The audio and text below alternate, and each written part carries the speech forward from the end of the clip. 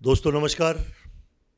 8 जनवरी 2023, बहुत खुशी की बात है कि मेरे साथ खड़े हुए हैं हमारे चंद्रगुप्त सिंह जी चौहान,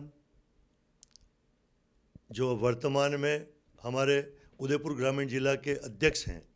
लेकिन श्रीमान चंद्रगुप्त सिंह भारतीय जनता पार्टी के वरिष्ठ कार्यकर्ता हैं। लेकिन एक और खुशी की बात और है कि जिस जनसंघ की स्थापना हुई, जिस भारतीय जनता पार्टी जनसंघ के बाद मतलब जनसंघ का नाम बदलकर भारतीय जनता पार्टी किया गया, लेकिन जनसंघ की स्थापना के समय के इनके पिताजी श्रीमान जोत सिंह जी दाई जी जनसंघ की स्थापना करने वालों में है। इनकी मदर श्यामाजी सेंगर, वो भी जनसंघ के ज़माने से हमारे यहाँ उदयपुर मावली के आसपास से मतलब विधायक रह चुकी है। तो ये कितनी बड़ी बात है कि ये उस परिवार के बेटे हैं, जोत सिंह जी दाई जी, जिनको हम हमारे आदरणीय है स्वर्गीय हो गए हैं।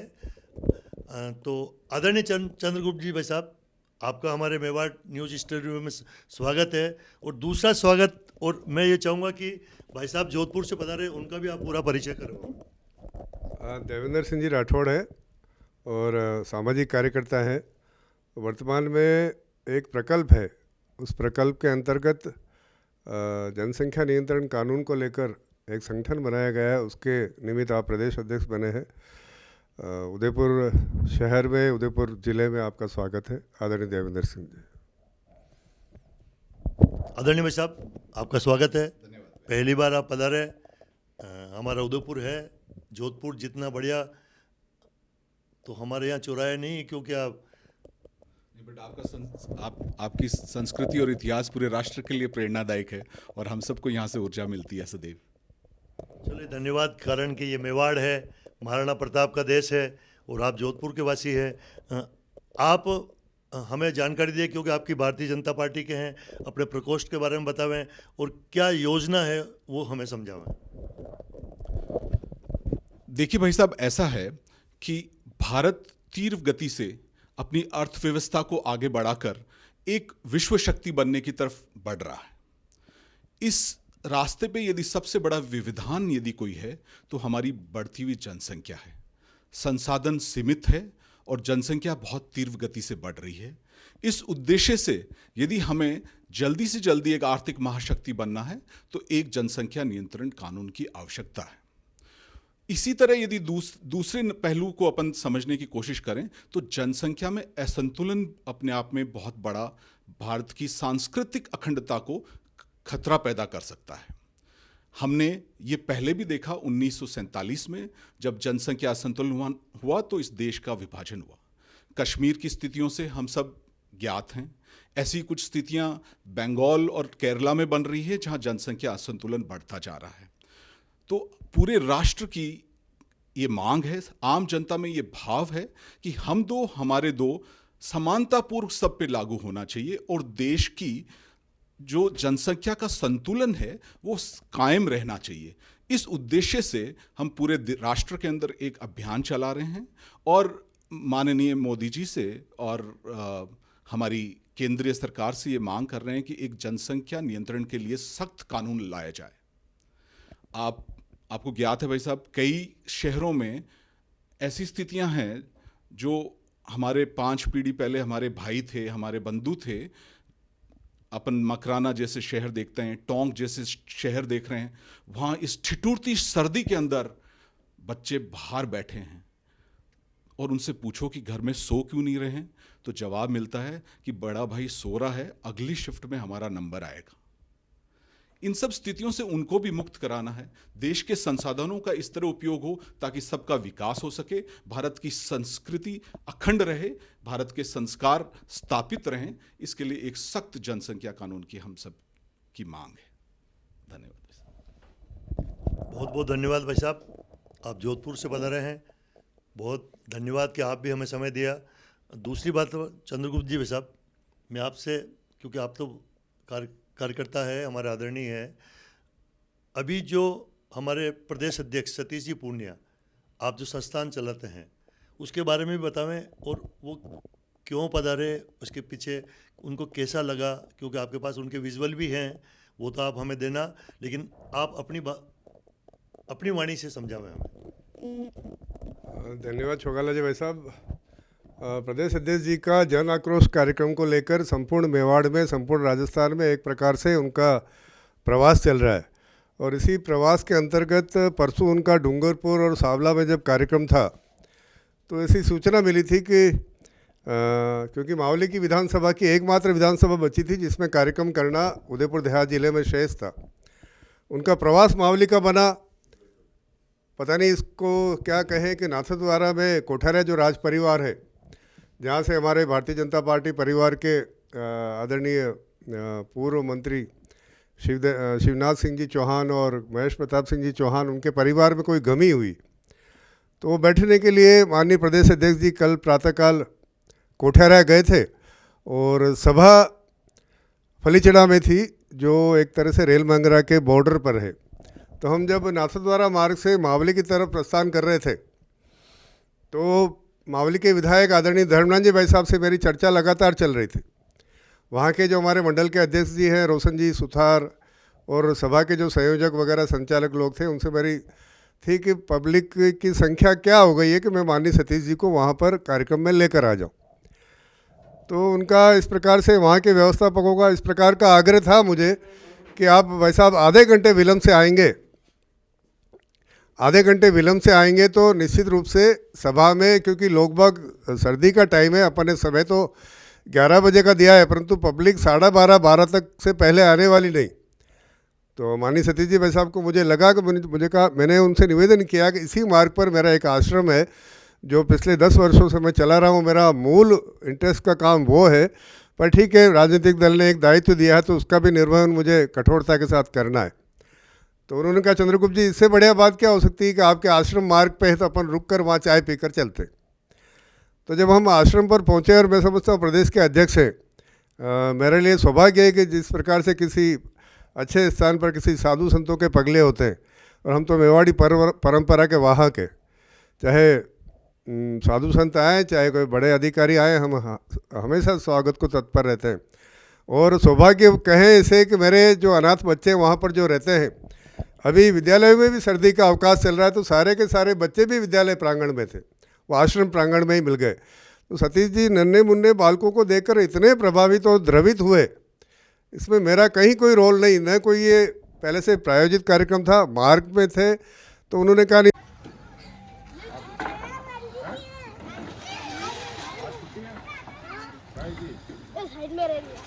क्लास में सेकंड में मुरली कौन है?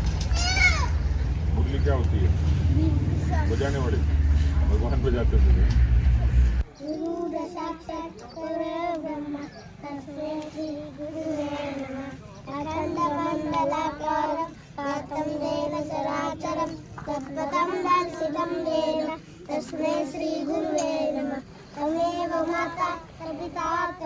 कितने बच्चे हैं टोटल अभी? टोटल संविधा के पास 66 बच्चे हैं, जहाँ पर 38 बच्चे तो यहाँ रहते हैं, और सगे भाई बहन जो अनाथ बच्चे हैं वो उदयपुर में रहते हैं, क्योंकि वो सगे भाई बहन है, बालक बालिका के नाम पे उनको अलग नहीं करना पड़ता। और ऐसे ब्लाइंड बच्चे हैं जो कॉलेज गोइंग है, ऐसे भी 17-18 बच्चे संविधा के पास। चंद्रगुप्त जी, यूं तो राजनीति में बैंक से वीआरएस लिया, और अब आप देख सकते हैं कि ऐसे बच्चे जिनको संरक्षण की और पोषण की जरूरत है, उसके लिए अपने तनख्वाह में से भी निवेश किया, अब मित्रों का सहयोग मिलता है। लेकिन राजनीति का व्यक्ति समाज के लिए कितना रचनात्मक हो सकता है, ये कोई सीखे चंद्रगुप्त सिंह जी चौहान से। मैं इस समय कौन सा गांव है? सालेरा गांव है जो मावली तहसील में है, वहाँ हूँ और अनायास कार्यक्रम के लिए जा रहा था, नज़र पड़ी तो आपने बताया कि ये मेरा ही इनिशिएट किया हुआ प्रकल्प है। मुझे लगता है कि ऐसे बहुत सारे प्रयासों की ज़रूरत है।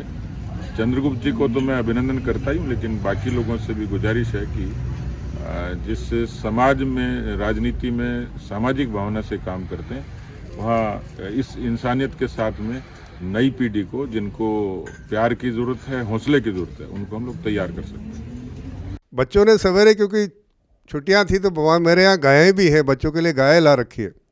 बच्चे सौभाग्यवश से रबड़ी बना रहे थे, तो सतीश जी ने कहा मैं रबड़ी भी टेस्ट करूंगा। जब बच्चों को देखकर वो इतना द्रवित हुए कि उन्होंने एक अपने ट्विटर अकाउंट पर, अपने फेसबुक पर, अपने इंस्टाग्राम पर मेरे आश्रम को लेकर कुछ अपनी टिप्पणियाँ डाली है। तो मैं समझता हूँ मेरे लिए तो ये एक प्रकार से राष्ट्रपति पुरस्कार प्राप्त करने जैसा है। मुझे कोई सम्मान नहीं चाहिए, परंतु मेरी पार्टी का प्रमुख पदाधिकारी, मेरे पार्टी के प्रदेश अध्यक्ष मेरे काम को रिकॉग्नाइज करे, इससे बढ़कर मेरा कोई सौभाग्य हो नहीं सकता।